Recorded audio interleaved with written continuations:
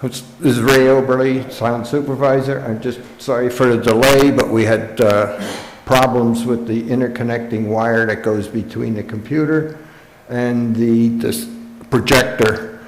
So at this point, I'm going to just save time and, whoops, what happened? No, I'm just trying to get it to go full screen. Okay.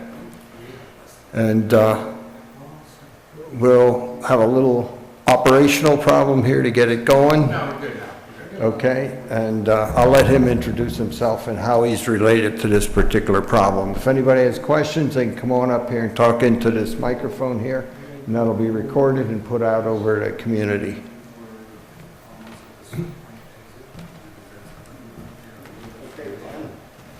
Okay.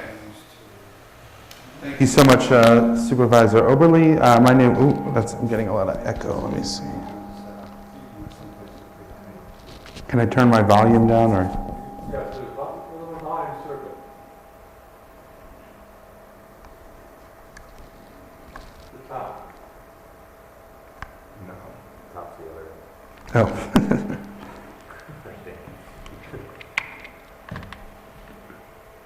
Turn the circle Circle. at the top on the switch.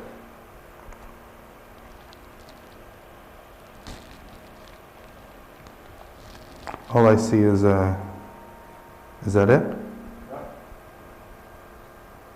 Is that better? Yes. Is that even better than that? Okay, that feels more normal. Nope. How's that? Okay, we'll give it a try, and if I think I'm just too close, maybe. Is that better? Okay, so my name is Glenn Weinberg. I represent Joule Community Power, which is a division of Joule Assets, and we are a community choice aggregation administrator in New York State.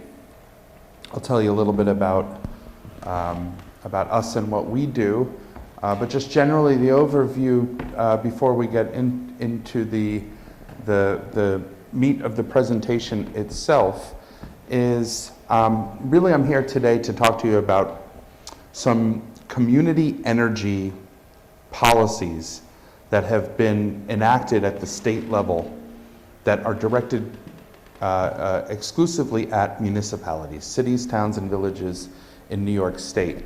Our company is one that is hired by cities, towns, and villages to help them reach clean energy goals, meet their clean energy goals.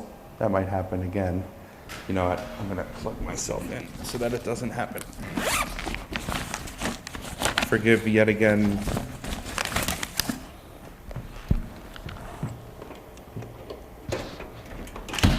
Flowers. But I didn't lose the...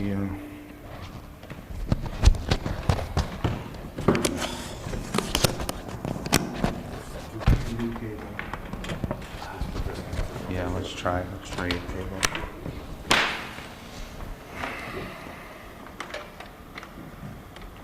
Yep.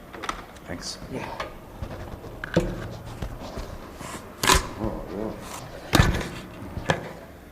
we go. Okay.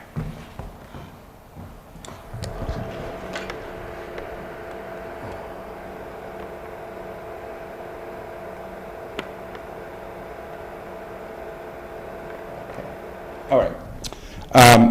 So we're a company that helps cities, towns, and villages in New York State set and meet clean energy goals while saving money at the same time for their residents and their small businesses. And I'll tell you how we do that. So first, a little bit about us. We were founded in 2010, really with the mission of expanding access for clean energy markets. So there's a wide range of energy markets that have been available for, most of them for about 2 or 3 decades in New York State, that are exclusively at this stage for large users and for large generators and suppliers, but have not been accessible for communities, for small customers. So what we do essentially is we pool together the aggregated demand and also the aggregated capacity of small customers in communities to go into these, to access these clean energy and other energy markets, to both get better price, to get fixed rate energy supply, and to source clean energy directly from the generators, the power plants that are producing this clean energy. Joule, we wrote the first legislation and then ultimately the first pilot proposal for what's called community choice aggregation. And that's that acronym CCA that I'll go into in greater detail in just a couple slides. And community choice aggregation is, it's not a new policy in the United States. It's been around for about 2 decades, starting in Massachusetts. New York is now the 7th state to have a CCA legislation or regulation. But we started the first CCA program in New York State, and I'll tell you a little bit more about that in just a minute, in Westchester County, which is still going strong and saving folks a lot of money and buying a whole lot of clean energy for over 100,000 residences and small businesses in Westchester County. And now this model is now, spreading to the rest of the state. And we are working with many communities around the state to build out these second generation of community choice aggregation programs, which are even more robust and bring even more potential for savings than did the first program. And I'll tell you a little bit about how that works.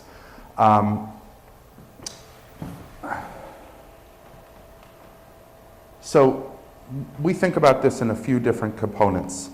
What can we do at the community level? What authority do we have to act on the community level? And how do we sort of put it all together? So I'll start with the action piece.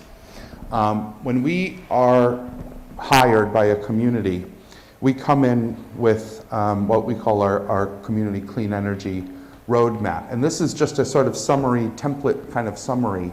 And I don't expect to go through this whole chart here.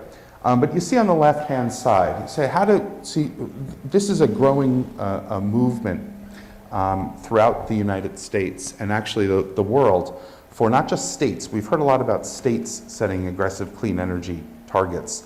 New York State, for instance, has a clean energy target of 50% renewable energy by 2030, 80% renewable energy by 2050. These are ambitious goals, and they put forward a lot of money, funding, and a lot of policies in place to help communities, to help the state as a whole get there.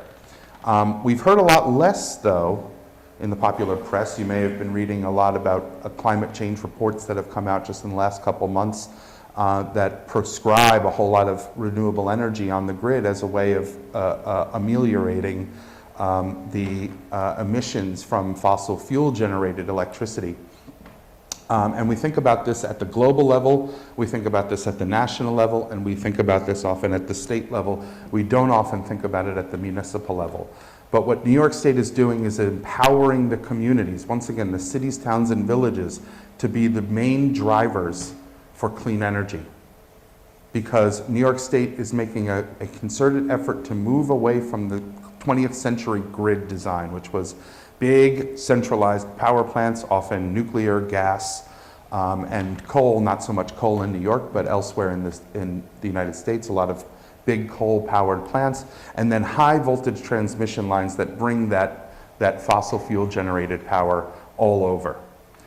New York State is saying that is an unsustainable model. And really, we're thinking about Irene, we're thinking about Sandy, we're thinking about these big storms that have come through just in the last 5-10 years that have created widespread outages, not for a day or two, but for weeks. And the reason that we get those widespread outages And you can even think about the blackout of 2003, which took out the whole East Coast essentially for an extended period of time. That was a sort of a perfect storm, but it was really an isolated event that was going on mostly in Canada and in the Midwest. Nowhere near here, but we lost power in our whole grid, right? Why does that happen? That happens because we have this centralized engineering architecture, where if a problem happens somewhere distant, it could set the entire grid behind it out. So what New York State is doing is saying, we need a more distributed, a more decentralized system, where we have lots of little power plants, mostly renewable power plants, closer to where we live and work, closer to where we actually need the electricity. So should the larger grid go out, we can still keep the lights on closer to home. So how do we do that? One, we have to divest away from fossil fuels. We know that. We have a dependence on foreign oil, of course, mostly for transportation, but some for electricity generation as well. The gas, a lot of we have a lot of natural gas here in the United States, but we get a lot of gas from Canada and elsewhere, and it's expensive, and it's a finite resource, right? It can run out. So how do we get away from fossil fuels? How do we build more local clean energy, more of these decentralized power plants closer to where we live and work? How do we make our buildings more efficient? And finally, how do we, I'm surprised, oh, my cord fell out, didn't it? And finally, how do we operate more efficiently as a system? How do we use less when the grid is under stress? So we have a series of community actions and policy and other tools that communities can employ to reach these goals and to get closer to a clean energy economy, both as a state and as a town. So one of the big components in that plan is to source more local clean energy. So to do this, New York State has enacted a policy that is called community distributed generation. You may also have heard it referred to as community solar, a solar farm, or a solar garden. It doesn't have to be solar. It can be hydro, it can be fuel cells, it can be farm waste, which are getting more and more prevalent. But they are small and mid-scale power plants. They are, so the typical project will serve about 200 to 500 residential, the equivalent to the size of, or the capacity of about 200 to 500 residential rooftop solar arrays, but is only a tiny fraction of what a large power plant might produce. So they're somewhere in the middle. They're much larger than the solar array you might put on your roof, much smaller than the typical power plant we're used to. They're both cleaner and cheaper. So not only is it cleaner energy, but it actually, because of the way New York State has incentivized this program, it can actually offer guaranteed savings for residential and small business customers that subscribe to a local clean energy power plant. And that's how it works. It's a direct-to-consumer market. It's very different than the old way of buying electricity. We're all used to the old way of buying electricity. We sign up for our utility, they send us a bill for the energy and for the delivery, and we pay it. It's simple, it's straightforward, but we have almost no visibility into what that energy looks like, why it's priced the way it is, how we might be able to shop for a better deal, what our options are, right? All of those things, and anybody that's tried to shop for an alternate supplier knows it's a really opaque process. You go to a website, you see a list of companies and offers you know almost nothing about, and you have very little tools to help you figure out what might be a better deal. That's why only about 15% of New Yorkers have actually chosen to shop competitively for electricity. This is a very different model.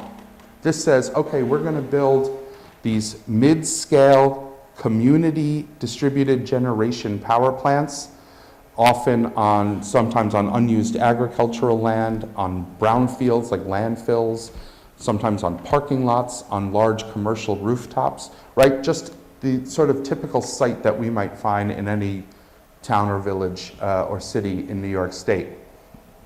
And we're going to price it in such a way that the developers, the people building those new power plants, can actually offer folks a guaranteed savings, typically about 10% off their utility bill for subscribing, for supporting that clean energy plant through a direct subscription. So this is a very different, like I said, New York is moving in a very different direction than most of the rest of the nation on this, and they're really leading the way. Now, the benefits are not just the savings, but also the local economic development that comes with it, right? The jobs are local. When these plants are built local, the jobs are local, right? The ownership is often local, and the resilience and the sustainability that comes from these plants as local resources stay local. So next, that's great, but how do we actually authorize ourselves as a municipality to support something like this? These types of subscriptions are available as individuals, but how do we as a community band together to sort of collectively support clean energy and save money as a town? So the main policy mechanism we use is something called community choice aggregation. I mentioned it earlier. A couple points about community choice aggregation. One, this is an enabling tool, meaning what community choice aggregation does at its heart is it allows the city, town, or village to select the default energy supply for its residents and small businesses. So you may say, what does that mean? What is the default energy supply? So the way it works in New York State and most every other state, the default energy supply is defined by your monopoly regulated utility. So whoever the utility is, Central Hudson, Con Ed, National Grid, right? They are the monopoly distributor of energy. They own the poles and wires. They own the meter on your house. They're the ones that send you a bill. They are also the default energy supplier. So if you don't shop for energy, you're going to get Central Hudson Supply by default. Community choice aggregation moves that authority away from the utility or the state to the local city, town, or village, the local municipal decision makers and the community, to say, we'd like to define what that default energy supply ought to look like and how much we'd like to pay for it and what the terms at which we're going to buy it. So there's a couple pieces to that. One is the Costco effect. We all get together, right? We're aggregating our collective buying power as a couple of hundred or a couple of thousand or a couple of thousand residents and small businesses, and we're going out to market and saying, what's the best price you can give us? Come on suppliers, compete and tell us what the best price you can do. So that's one way. You get a better price just by the buying power that you have from the group purchasing effect. Two, and this is even potentially more powerful, is the consumer protection. When you shop for energy, just like when you shop for detergent or potatoes or whatever, you go to the store, the offers are what they are. Potatoes are $1.29 a pound. You can have red potatoes, you can have russet potatoes, you can have baby potatoes. You have some choice, but the price is what the price. You don't get to determine where those potatoes come from, what farm they were grown in, what state they were, whether they're organic or not. The supermarket has to offer what they have to offer. And energy is much the same way, right? If you shop for energy from an alternate supplier, the deal is the deal. The price is what they quote you, the terms are what they tell you they are, and you either sign the deal or you don't. Community choice aggregation reverses the leverage in that dynamic, right? It's no longer the individual going to shop from the available offers at the energy store. It's now the entire community turning around and saying, no, no, no. We define the terms. We write the contract. We tell you what we're going to pay. We tell you, we tell you how long we want to to buy it for. We're going to tell you what the terms of the contract are, and if you don't like it, then you don't have to bid.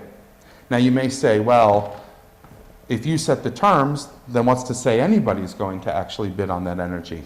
Well, that's where the leverage, the bulk purchasing power comes in. It's the combination of those two elements, right? Having that leverage by bringing together thousands of people and bringing your own contract and your own terms to the equation, right?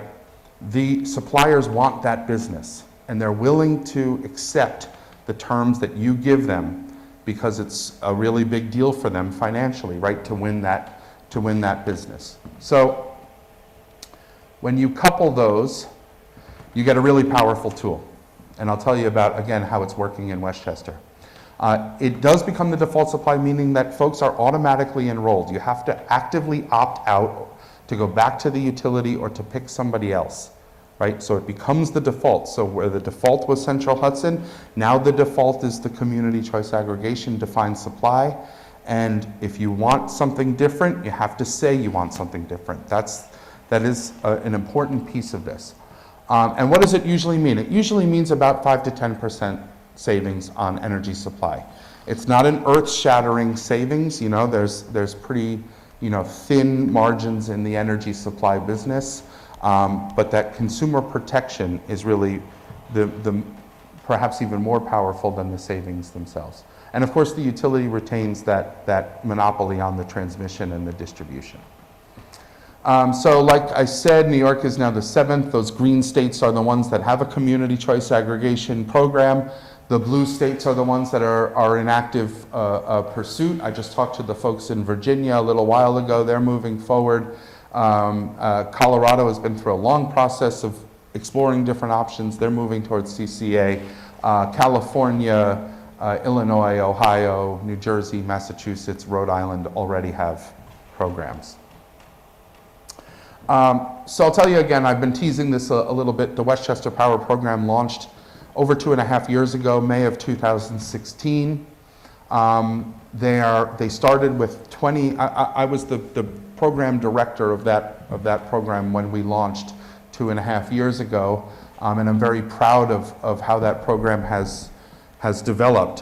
They are now going out for their second contract, or they've gone out for their second contract, which is starting January of 2019.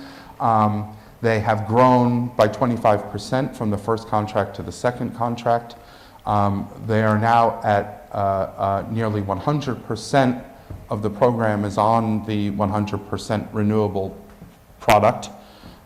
It was and still is the largest renewable energy purchase in state history when we signed that contract 2.5 years ago. And they've seen so far, they're buying clean and they're saving money. They've seen so far $15 million of savings since program inception in May of 16. So where do we go from here? So that was the first program, that was the pilot, and it's been an extraordinarily successful pilot. But we're working on the second generation, and we want to do even more. And so where do we go from there? Westchester County, as you may imagine, there's not a whole lot of new renewable energy going in. It's tough to find adequate site. So much of the land is already gobbled up. The land is very valuable. It's tough to find places to build a whole lot of this. So that 100% clean energy is largely coming from somewhere else. So we said, well, when we build the second generation of these programs, we want to really support local clean energy, and not just the renewable energy power plants that are already in the ground. We want to see new local clean energy that we can actually get built by the fact that we are bringing our demand to the market. So in November of 2017, we put in a proposal to the Public Service Commission, that's the state regulator that regulates all the electricity business and regulates the community choice aggregation program for New York State. And we said we want to combine these two new policies into one program. The first being that community distributed generation, those mid-scale clean energy projects that are going up all around the state. The second being community choice aggregation. So we take the authority to buy as a group, and we partner directly with these new clean energy projects, and together we have a really powerful program that's serving our communities with clean energy. It's saving people money, and it's generating local economic development right here in the community. So in March of 2018, we got approval for that proposal. This program provides equal access to the savings. So typically, that subscription that I talked about to these projects, they're going to run your credit. In most cases, they're going to run your credit. You have to have a 650 or 700 credit score. They're going to put a 9-page contract in front of you for you to sign. It's going to be 10 or 20 years long. There's going to be a $500 or $1,000 termination fee in that contract. Why? Why is it so strict? Because these guys are developing a $2 or $3 million solar project. They want to know, they have to know that their customers are going to be there. We're not requiring any of that. There's no credit check. There's no income level that required. There's no lengthy contract or anything like that. Why can we do that? How can we circumvent that? We can circumvent that because we're working with whole communities, not individuals, not 10 or 20 residents here or there, but hundreds and thousands of residents at the same time. And we want to see that progress. We're starting by partnering with already existing projects because they're going into the ground right now. But as we get into the year 2 and year 3, we want to see that progress to the community ownership over these projects. We want to see the towns and the cities that we're working with actually develop new projects on municipal sites and really own everything about that project and own all of the value, financial and environmental. So we're doing this, we're rolling this model out several places in the state, but here in the Hudson Valley, with what we're calling the Renewable Highlands program. We're working, and Central Hudson Territory, by the way, is that bright yellow jagged geometric shape right there that you might recognize as the greater Hudson Valley. Took me a while to mess with the color levels so that it would really stand out. But and so anywhere in that Central Hudson Territory is really any community in that territory are eligible to band together, to shop together. So the more communities we have working together towards that goal, the better deal we're going to get, right? The lower the price, the more savings. So in Westchester, it's 25 communities, and that's great. And in the Hudson Valley, so far, it's the city of Beacon, the town of Fishkill, the town of Phillipstown, the village of Cold Spring, the city of Poughkeepsie, the town of Marbletown, and we're growing. And the first round of this program is going to launch.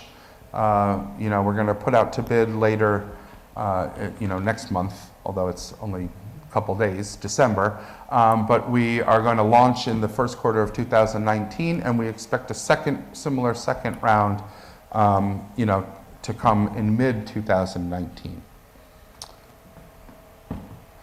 Questions so far? I don't want to speed through too fast and not make sure I'm addressing any questions that come up.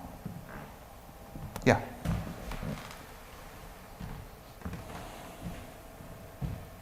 In your analysis that you just talked about, how many people are you considering in this second edition, not the Highlands one, but the local one for the city of Poughkeepsie, or rather for the Highland one, compared to Westchester? Westchester had 1 million, you have how many now or whatever? Yeah, so Westchester is quite large. Westchester is actually one of the largest CCA programs in the whole country. It's, like I said, it's over 100,000. It's at, I think now 115,000 accounts. So not people, not population, but homes or small businesses. Right now, the Highlands group is somewhere around 35,000, which is actually also quite large for these types of programs nationwide, and is really a great number in terms of getting, in terms of optimizing price but also keeping the program, when we went out to bid in Westchester, we actually had suppliers come to us and say, look, we can't bid, it's too big. It's just too much for us. We don't have those types of resources. So even though this group is a little bit smaller, it's actually going to increase the competition, and we're already seeing that. We're seeing more suppliers involved this time around than were the first time around.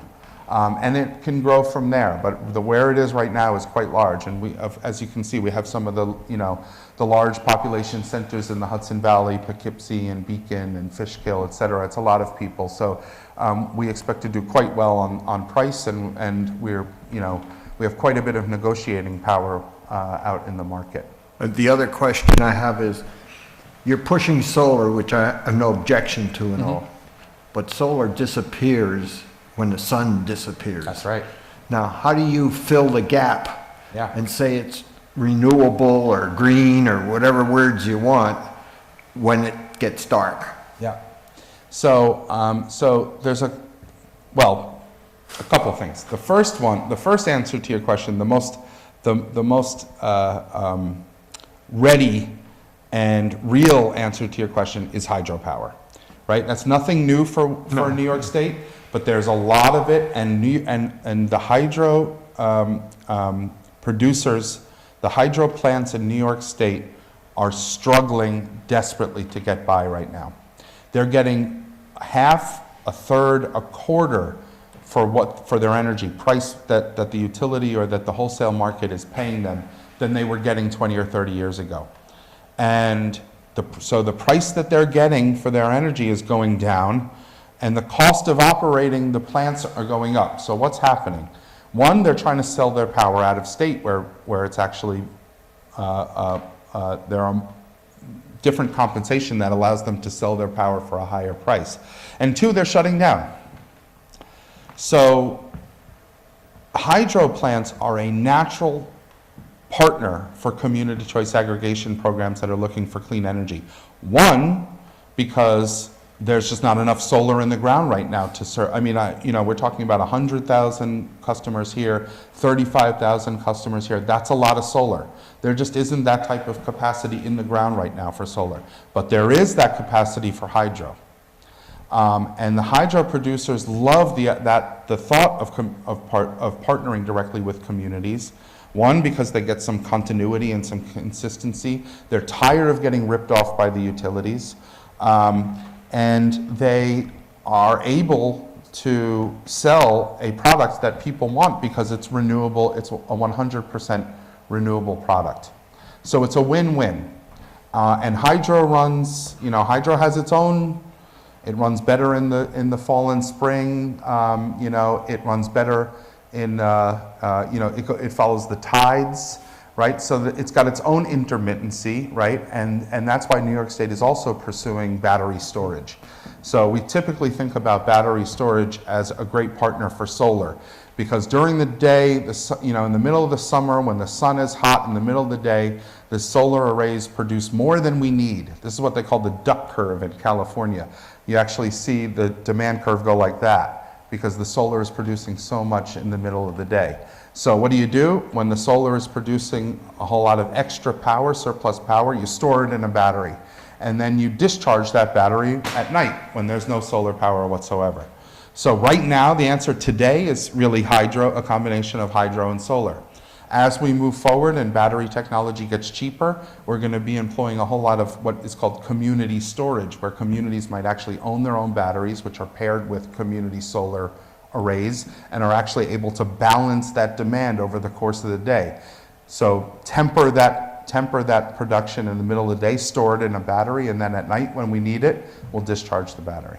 The other process that has been offered, I don't think it's been substantiated and used widely, is the conversion of hydrogen. By first, during the day, through electrolysis, you make oxygen and hydrogen, you save the hydrogen. Then at night, you put it in a fuel cell and generate your electricity, and that's supposedly actually cheaper than batteries. Yeah. And longer life. Yeah, the fuel cell technology has yet to scale. What we're starting to see now is that the storage, you know, it's one thing, when we're talking about, we're sort of matching scale, right? So that's important. So these solar arrays are typically in the range of 1 to 5 megawatts. That might not mean a whole lot, but an average home might only need 2 or 3 kilowatts, even when they're using quite a lot of power. So 2 to 5 megawatts is a lot. It can serve 500, 1,000 homes. We're starting to see batteries that are in the 1 to 2 megawatt. Usually they were much smaller. Fuel cells tend to still be on that smaller scale. So we're starting to, we're thinking of technologies that really match the scale. So the batteries that are sort of the right size for the solar that we're pairing them with. But we're going to see all sorts of new technologies emerge. You know, like I mentioned farm waste, what are sometimes called anaerobic digesters. That's a big technology. You know, I think that's a real growth technology. And I think you're actually going to start to see some new, or actually some repowered hydro. So people going back to some of these old hydro plants that are shutting down or can't make it economically, and going back and replacing the turbines or replacing the technology, repowering, recommissioning, and actually getting much more production out of them. So I think you're going to see all of the above. And of course, what the state is really banking on is offshore wind. Not going to be a whole lot of offshore wind around here, but you know, on the coast, there's going to be quite a bit of offshore wind. And they're building a big offshore wind project off 30 miles off the coast of Montauk, and you know, but that is still 4 or 5 years away. So, and we're going to see more of that. But in the interim, hydro is a critical resource. So, all of these energy market and energy technology discussions are critically important. But what's even more important for these programs is that the community knows about it and is engaged in the process and has the ability to feed back on what's going on in the community. So a lot of what we do is not just interact with the market and negotiate price, but we come out and we do events similar to this, right?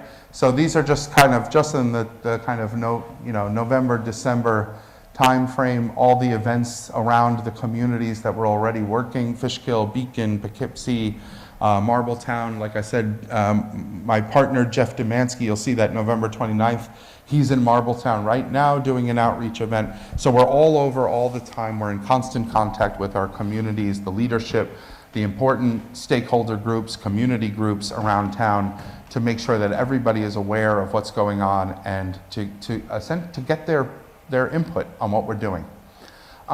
So how do we get to this? It's really a portfolio of clean energy. So the first is, again, CDG stands for Community Distributed Generation. So one is we partner directly with community distributed generation projects, developers and investors, to get a guaranteed savings product offer for our customers. Second is we go, like I said, beyond solar. This is a picture of a great old hydro plant in Wappingers Falls, that we're partnering with.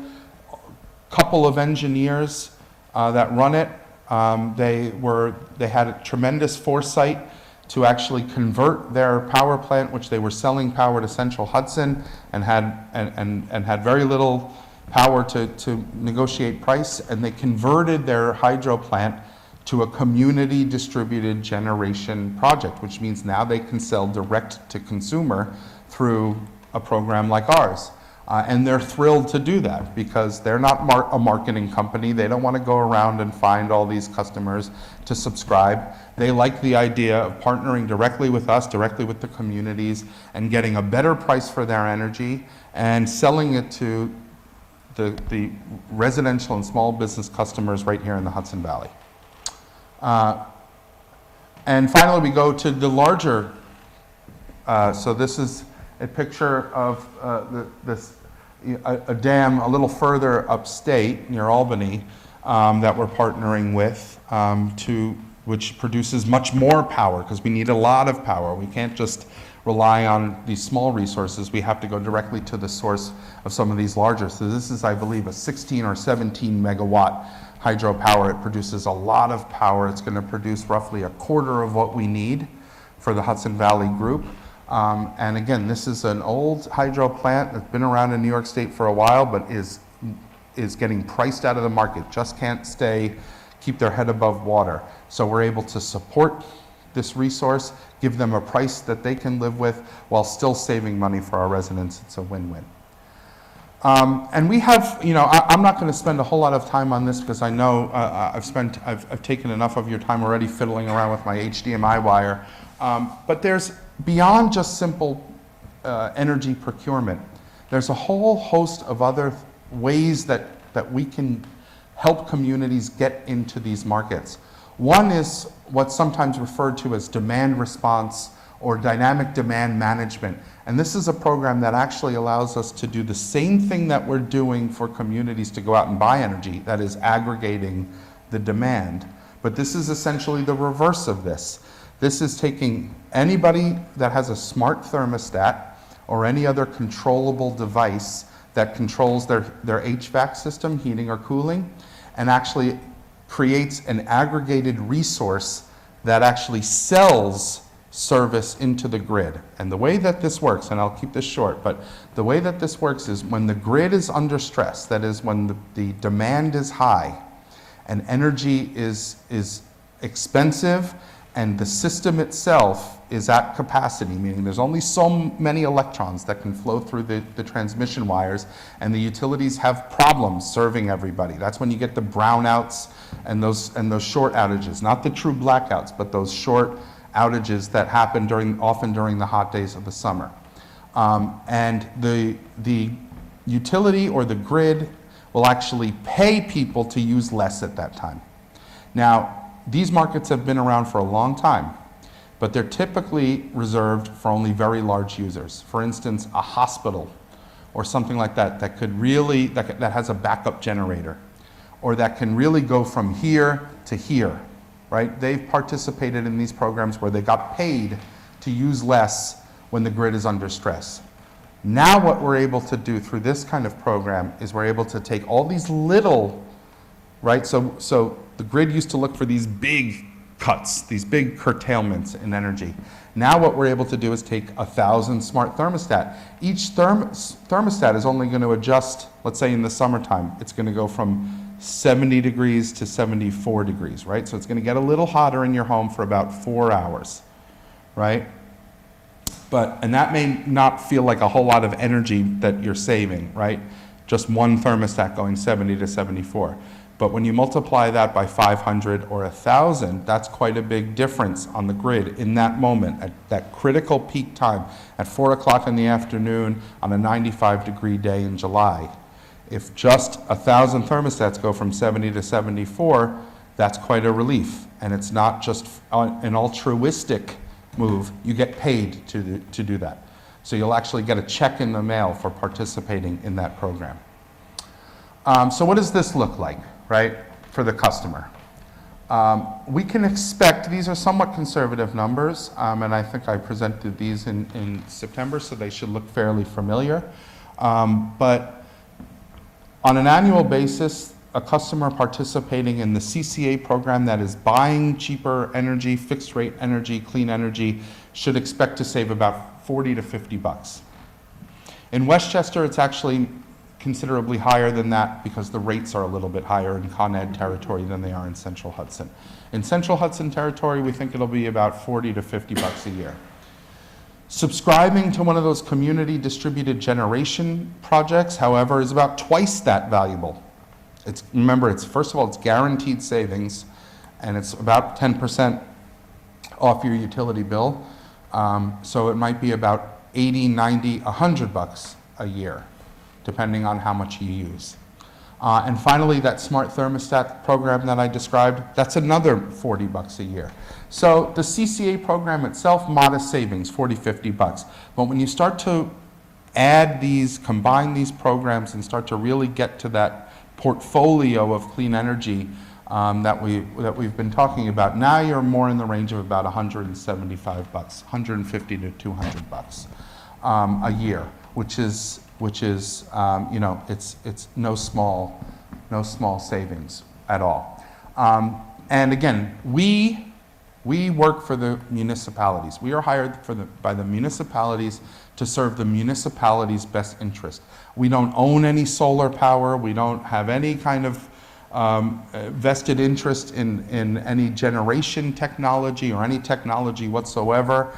We don't have any kind of stake in any other company that is on the other side. We negotiate for the municipalities and are only motivated to get the municipalities the best deal. We are aligned completely in our interests, and we are completely transparent in how much we get paid. I'm happy to describe precisely how we get paid.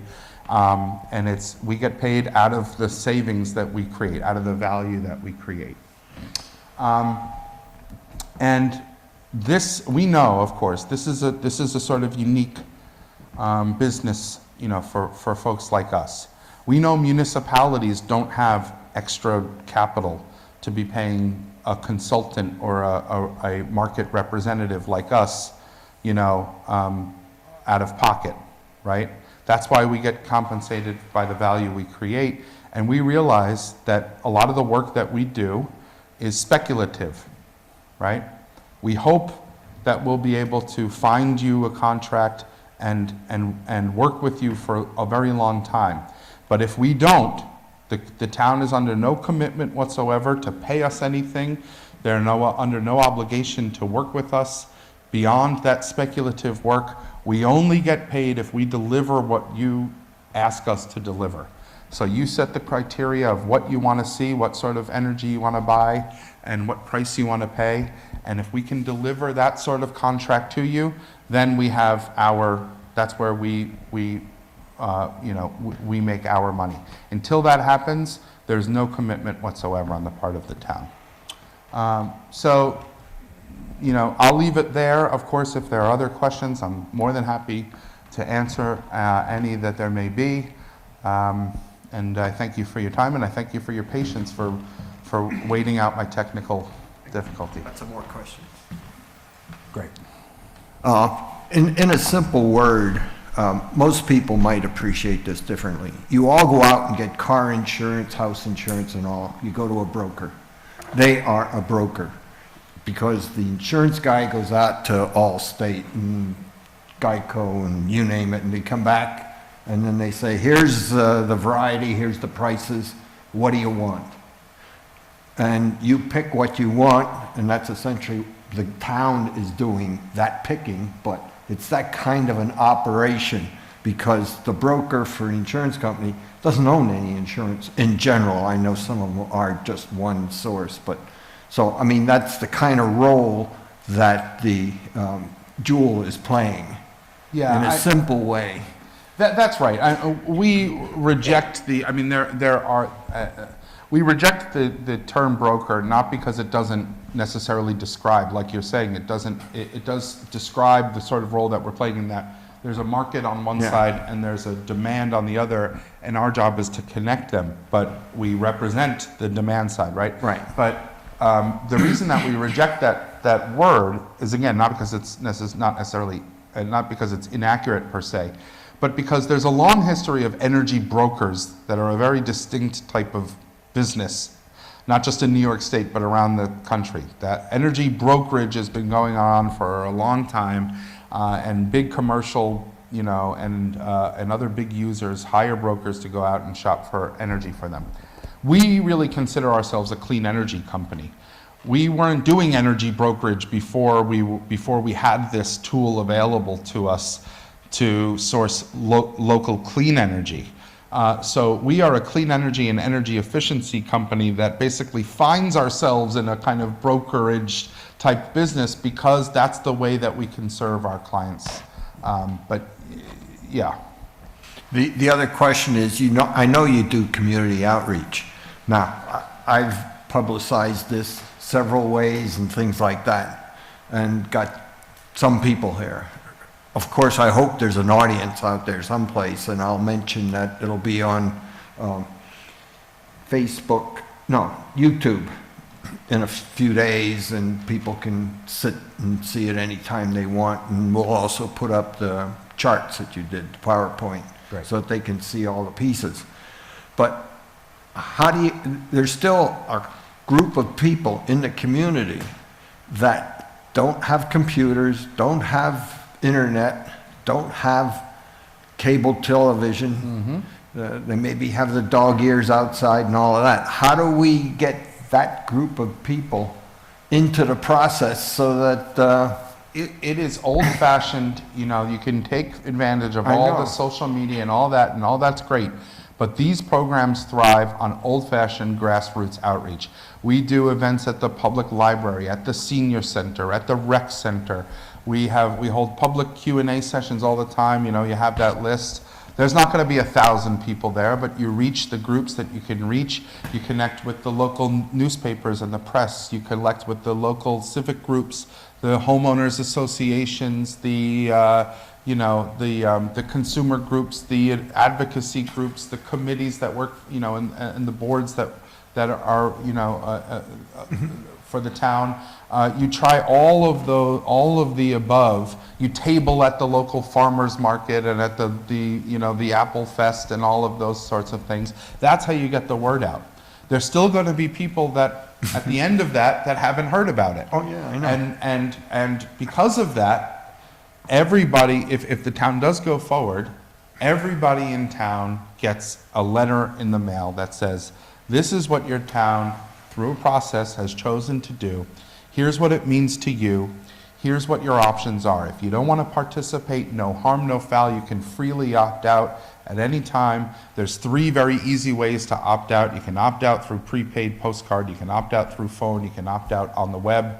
But if you don't want to opt out, here are the benefits that you're going to see. Now, again, you can say not everybody reads their mail. Some people are going to be in Florida. Some people, right? That happens. But we try every single method we can, and what we find is that the old-fashioned in-person showing up and just being there to talk to people is the way you get through the most. And after the program starts running, we have a local customer service operation that is permanent, 9 to 5, Monday through Friday. We have folks that are sitting by the phone to answer all the questions that come. So, it really is a kind of, a pretty traditional sort of in the community presence, approach for us. We do some of those other digital, outreach type strategies, but we really rely on in-person events and connecting to people, in face-to-face. The other thing you mentioned was the fact that you can build your own solar farm. Now, who is the owner of that? Is it town government? Yep. Is it a separate consortium?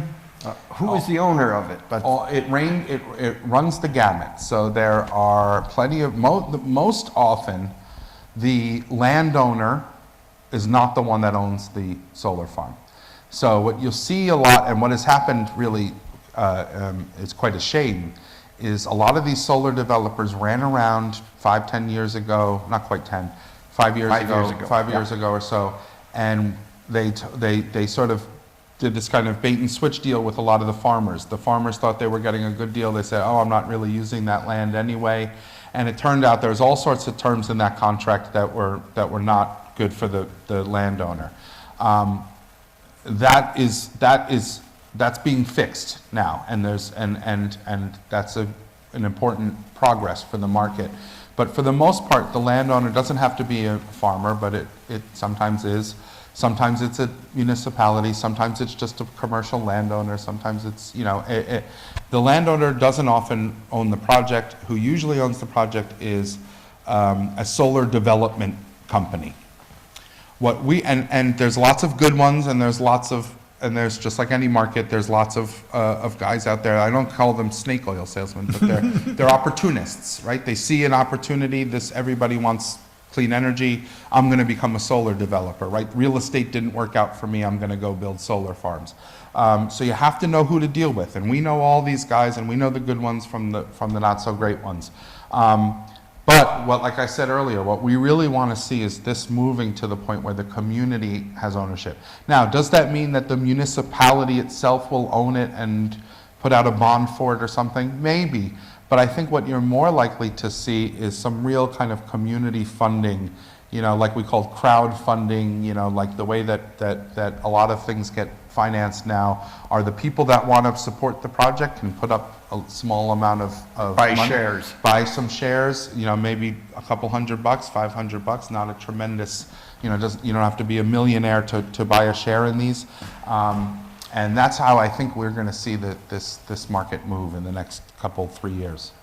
Now, there is the hydroelectric generation from Canada. There's supposed to be a DC cable going down the Hudson River to Buchanan Yeah, that bypasses us yeah. because there's no taps on it. It's one wire all the way down. Now, they were talking about doing a split up in Albany, so Albany got some cheap electricity, but it's been approved, it's not funded exactly, Yeah. and it's one cable right now, but they have the ability to put a second cable in, but the economics at the moment do not allow that to be done.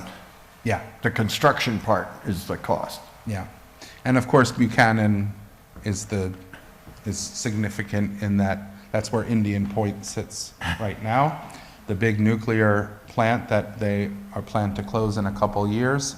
So everybody is thinking about what's going to happen after Indian Point closes. And I think you're going to see a big fight over that. That fight is not over yet, of course.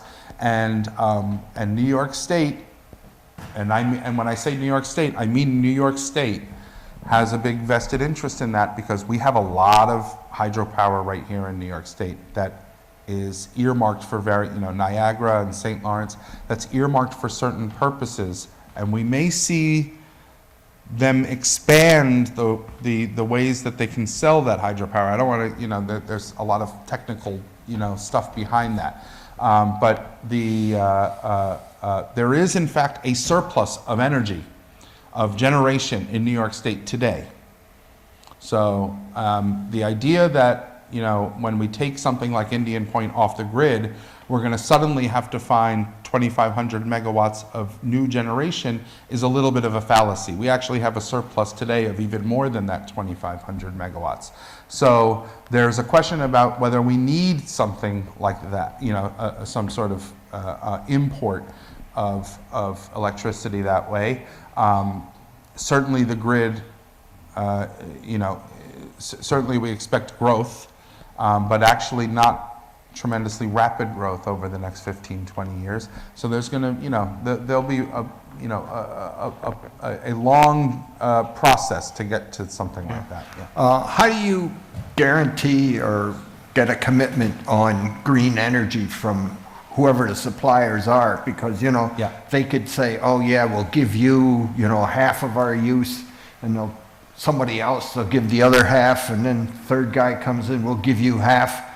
Somehow you run out of capacity. How do you control that so that this is not funny money, so to speak? It's a real concern. There's only so much renewable power to be purchased that's true New York State renewable power. So it's a good thing if the demand for that grows so much that it will become scarce. It's a good thing because that means that it's going to incentivize all sorts of new renewable energy to come onto the grid. But that also means that the price for that renewable energy is going to go up, right? Supply and demand. So the more that we demand that existing renewable power, the more likely that the price of it is going to go up. Right now, it's not going up because, in fact, it's not going up because there's just not simply enough demand for it. There's not enough access. People want to buy clean energy, but they don't quite have the tools to buy it, at least not in the scale that we're talking about.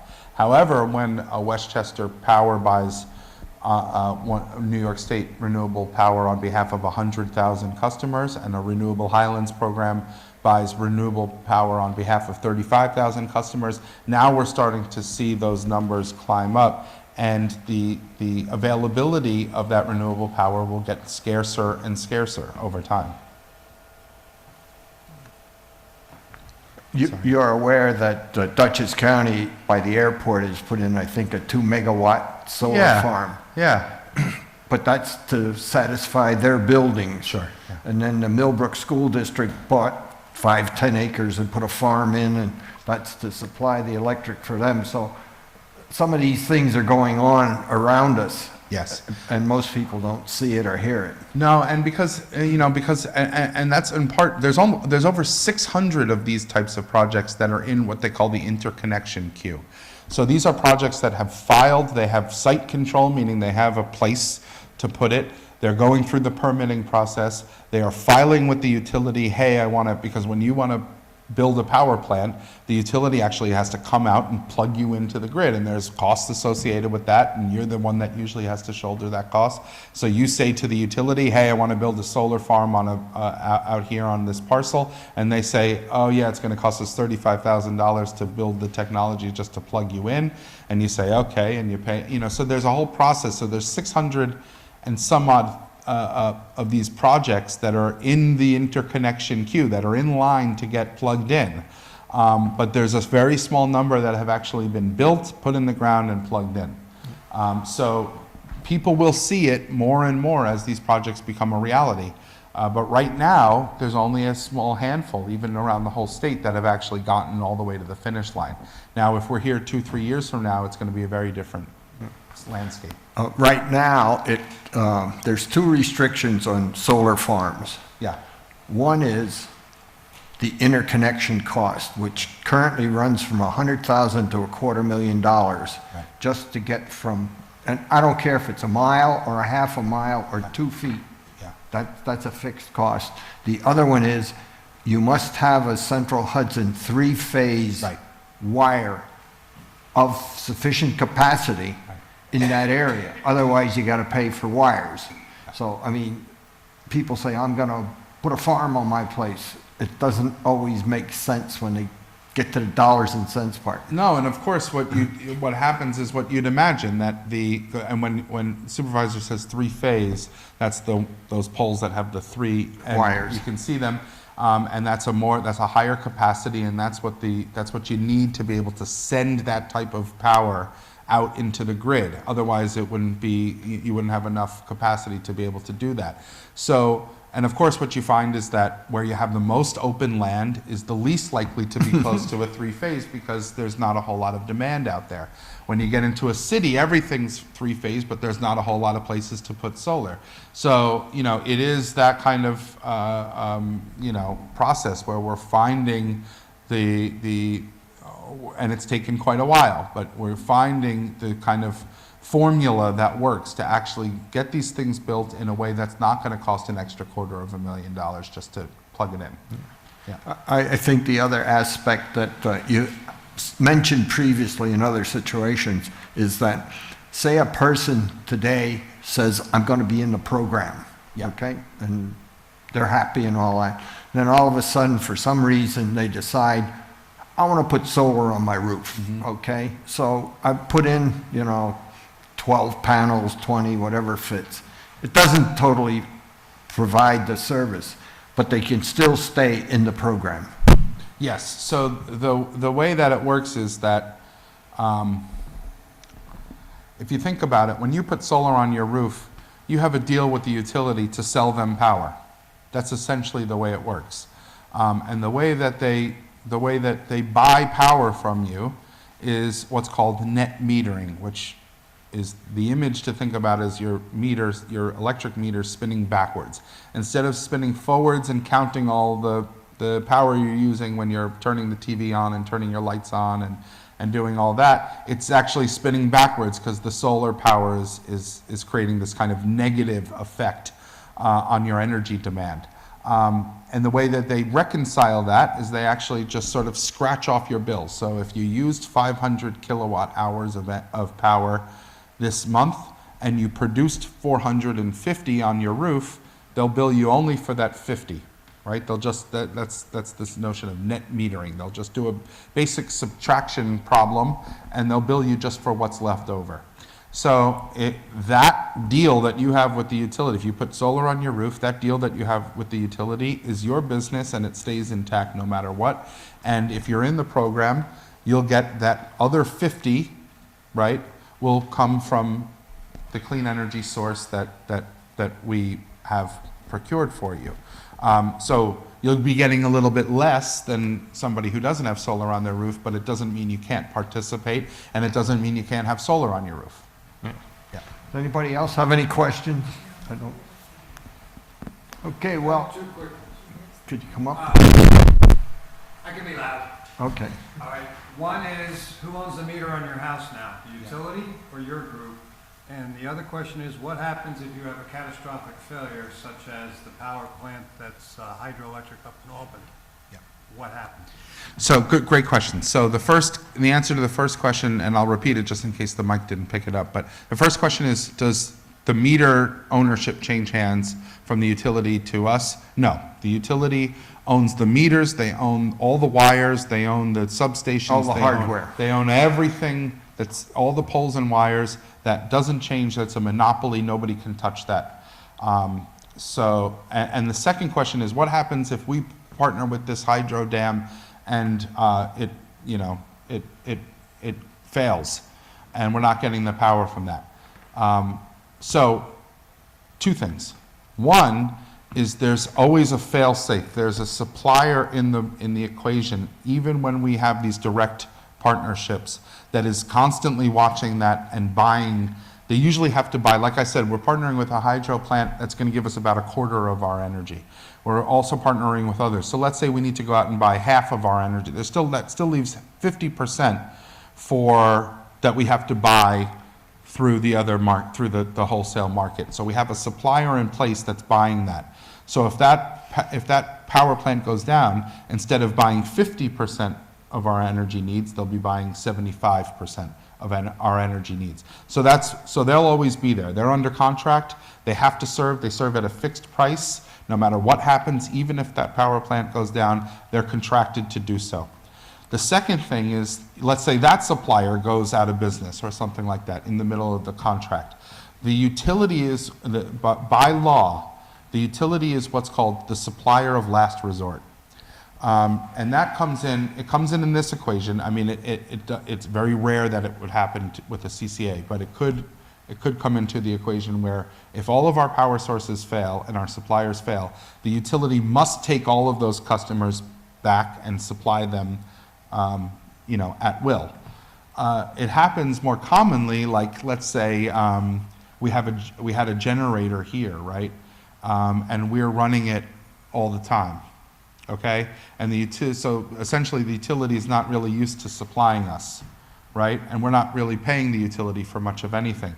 If our generator goes down, the utility is the supplier of last resort. They have to serve us with electricity by law. That's part of their deal with the state. They get a monopoly franchise, but that also means that they have to be ready, willing, and able to serve anybody that needs their power should their other options fail. So nobody would ever actually see an outage, a service interruption, because of a CCA failure.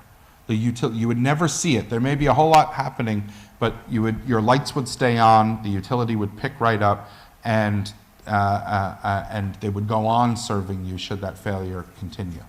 So there's no system risk in the traditional sense with CCA. CCA is really about the way that we buy. And really doesn't necessarily impact the way the electrons flow to our homes and businesses. Yeah. The other comment is that these contracts are fixed and generally 2 to 3 years. Mm-hmm. And, it says you're paying 8 cents a kilowatt hour or whatever the number is that we get. And that's what your bill is. Winter, summer, yeah, and for the whole length of the time. So we know what it is, and you can plan budgets, you can plan whatever. And I told you that Westchester Power has saved $15 million a year. The way that they've captured those great savings is most months, 7-8 months a year, the price that the utility and the fixed price are going to be right around the same. Sometimes the utility rate's going to be a little higher, sometimes the fixed rate's going to be a little higher, but 3, 4, 5 months a year. So this year it was January, June, July, and August, actually all of them, right, were all of a sudden, because energy demand, because it either gets really cold or really hot, that's usually, or there's some other weather event. There could be other reasons, but where the price goes from 7, 8 cents to 10, 11, 12 cents. And that's when these programs capture almost all of their savings. They may say Westchester, when that happens in August, when we were really going through a heat wave and we saw 11, 12 cent power, the folks in Westchester saved $2-3 million in a single month. In fact, about 4 years ago, in the winter, there was a high usage of propane and natural gas out in the Midwest because that's what they use the heat with. So that pushed the price of that commodity up, which then pushed the price up locally, where Dan's Camera or whoever else is up using those using those fuels. So then our rates went way up, and we paid dearly. I was paying like, I don't know, $3,000 a month. Typically, I'd only spend about $1,000 a month. So, I mean, it was a big hit. Yeah.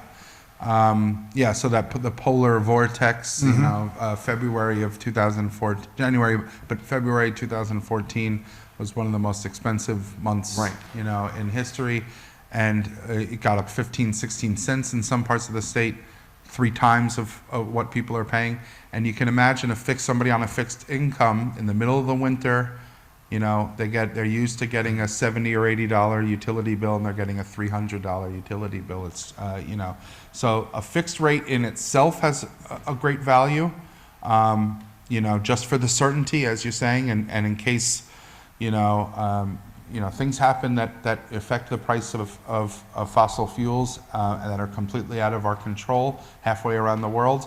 So a fixed price is comfort, peace of mind in itself, but it's especially powerful when you can actually save money by having that fixed price. Yeah. Anybody else, questions? Okay, I'd like to thank Glenn. And Thanks so much. What we're going to do is we're going to put this presentation with the audio and the PowerPoint on the town's YouTube presentation, and we'll also have the actual web document, the PowerPoint, on the web page, so you can download it and ask questions and see if it meets your needs. So thank you. Have a good night.